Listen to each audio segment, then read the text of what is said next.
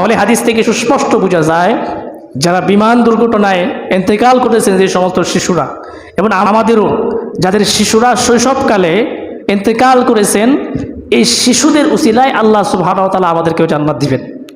যার একটি শিশু মারা গেছে, একটি সন্তানের উসিলাও আল্লাহ সুবহানাহু ওয়া তাআলা এই পিতা মাতাদেরকে জান্নাত দান করবেন।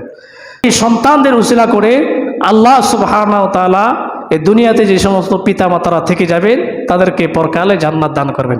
আল্লাহ আমাদেরকে কবুল করুক। যাদের সন্তান মারা গেছে তাদেরকে ধৈর্য ধারণ করার তৌফিক দান করুক, এবং এই সন্তানদের উসিলার জন্য প্রত্যেকটা পিতা মাতাকে জান্নাত দান করুক, আমিন বলি। মুসলিম শিশুরা মৃত্যুবরণ করার ব্যাপারে ইসলাম কি বলে? বিমান দুর্ঘটনায় উত্তরায় আমাদের বাংলাদেশের মতো একটি স্থানে শত শত আহত হয়েছেন এবং নিহত হয়েছেন অনেক, প্রায় 50-এরও উপরে শিশুরা নিহত হয়েছেন। এদের ব্যাপারে ইসলামের বিধান কি? এরা কোথায় যাবে? এই সম্পর্কে যদি আমরা হাদিস থেকে দেখি তাহলে আমাদের মাঝে বিষয়টি ক্লিয়ার হয়ে যাবে। হাদিস শরীফের ভিতরে আছেন যে শিশুরা মৃত্যুবরণ করলে এরা কোথায় যাবে, যেহেতু এদের কোনো গুনাহ নাই। বিভিন্ন সহিহ হাদিসে বুখারী এবং মুসলিম শরীফের বর্ণনা রয়েছেন, শিশুরা মৃত্যুবরণ করলে, কোনো ব্যক্তি যদি 3টি শিশু মৃত্যুবরণ করে তাহলে উক্ত ব্যক্তি এই শিশুদের মাধ্যমে জান্নাতে চলে যাবে। অর্থাৎ আল্লাহ তাআলা তার 3টি বাচ্চা যদি নিয়ে যায়, এই 3টি বাচ্চার উছিলায় তাকে মাফ করে দিবেন। বিভিন্ন হাদিসে আছেন একটি বাচ্চাও যদি কোনো ব্যক্তির আল্লাহ তাআলা নিয়ে যান শৈশবকালে, তাহলে এই বাচ্চার উছিলায় ওই পিতা মাতা জান্নাতে যাবে। এবং এই শিশুরা কোথায় যায়, কোথায় গিয়ে থাকবে? আমরা যদি দেখি হাদিস শরীফের ভিতরে আছেন, বুখারী শরীফের 7047 নং হাদিসের বর্ণনা রয়েছেন, আতফালুল মুমিনিনা ফিল জান্নাতি ইউরাআহুম ইব্রাহিম। যে সমস্ত শিশুরা শৈশবকালে মৃত্যুবরণ করে এরা জান্নাতের ভিতর এদেরকে নবী ইব্রাহিম আলাইহিস সালাম লালন পালন করে। তাহলে যারা বিমান দুর্ঘটনায় নিহত হয়েছেন, যে সমস্ত আমাদের কমলমতি শিশুরা ইন্তেকাল করেছেন, এরা কোথায় চলে গেছেন? জান্নাতের ভিতর। জান্নাতের ভিতরে এদেরকে দেখাশোনা করেন, এদেরকে লালন পালন করে হযরত ইব্রাহিম আলাইহিস সালাম তাদেরকে লালন পালন করে।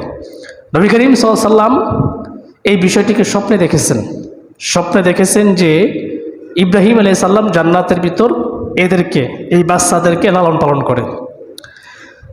আরেকটা হাদিস দেখি, মুসনাদে আহমদ শরীফের 15463 নং হাদিসের বর্ণনা রয়েছেন, নবীজির সাহাবী আবু হুরায়রা রাদিয়াল্লাহু তাআলা আনহু বলেন, ক্বালা রাসূলুল্লাহ সাল্লাল্লাহু আলাইহি সাল্লাম, নবী করিম সাল্লাল্লাহু আলাইহি সাল্লাম বলেছেন, ইউকালু হুম উদখুলুল জান্নাতা ফায়াকুলুনা হাত্তা ইয়াদখুলু আবাউনা।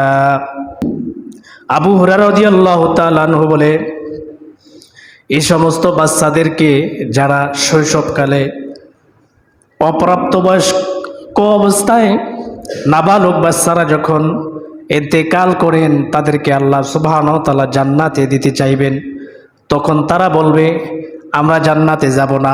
ফায়াকুলু দুখুলুল জান্নাতা ফায়াকুলুনা হাত্তা ইয়াদখুলু আবাআনা, যতক্ষণ পর্যন্ত আমাদের পিতা মাতাকে আমাদের সাথে জান্নাতে না দেয়।